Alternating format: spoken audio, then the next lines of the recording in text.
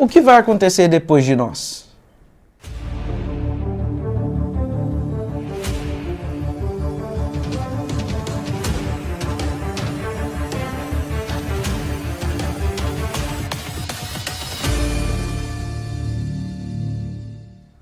A história bíblica fala sobre um homem que estava preocupado com o futuro. O nome dele, Nabucodonosor. Na época, o homem mais poderoso da terra.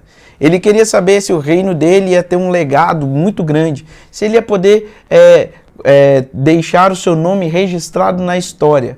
E aí, Deus deu uma visão para ele, mostrando como a história deveria acontecer. Porque o Deus que criou o mundo é também o Deus que criou e conduz a história. A visão de Nabucodonosor era uma estátua com a cabeça de ouro, o peito e os braços de prata, quadril de bronze, pernas de ferro e pés misturados de ferro com barro. Nabucodonosor, enquanto ele olhava e admirava a estátua, ele viu uma pedra que saiu sem auxílio de ninguém e acertou os pés da estátua e transformou toda a estátua em pó.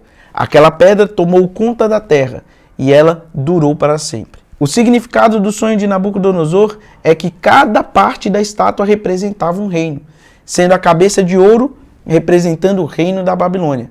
Depois, o peito de prata representando a Pérsia, o quadril de bronze representando a Grécia, as pernas de ferro representando Roma e os pés de ferro misturado com barro representando os reinos divididos, vários reinos divididos. Nabucodonosor entendeu que a pedra era o reino de Deus, que acertou os pés da estátua e todos os outros reinos foram consumidos. O interessante é que quando Nabucodonosor teve essa visão, isso era por volta do ano 603, 602 a.C. O único reino que estava absoluto ali era o reino da Babilônia. Todos os outros reinos não eram indicados. Mas, assim como foi profetizado no livro de Daniel, capítulo 2, capítulo 7, capítulo 8, também foi demonstrado que na história que isso aconteceu. De fato, depois da Babilônia surgiu o reino da Pérsia. Depois do reino da Pérsia, os gregos. E depois do reino grego vieram os romanos. Então, o mundo se dividiu em vários reinos. Várias vezes tentaram ressuscitar o reino romano, o Sacro Império Romano Germânico, o Império Napoleônico, o próprio Terceiro Reich. Todos eles tentando ressuscitar o Império Romano, mas falharam. Miseravelmente eles falharam. E agora a gente vê a história que foi demonstrada para Nabucodonosor acontecendo de fato. Olha só o que a Bíblia diz sobre esse Deus. O Deus que revela reis, que coloca reis e remove reis. O Deus que conduz a história. Isso está em Daniel, capítulo 2, verso 20.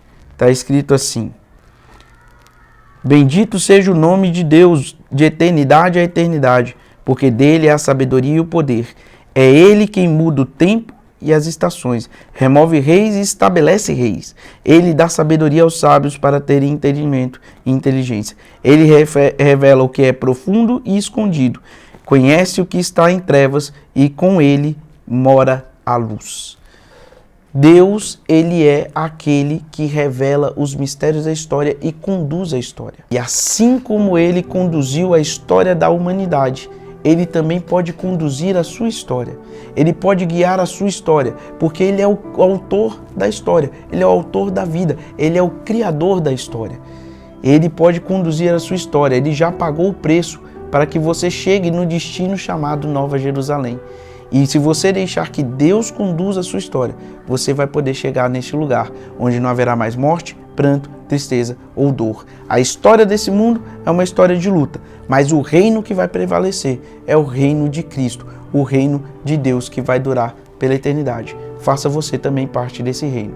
E enquanto nós estamos nessa caminhada aqui, nós estamos juntos.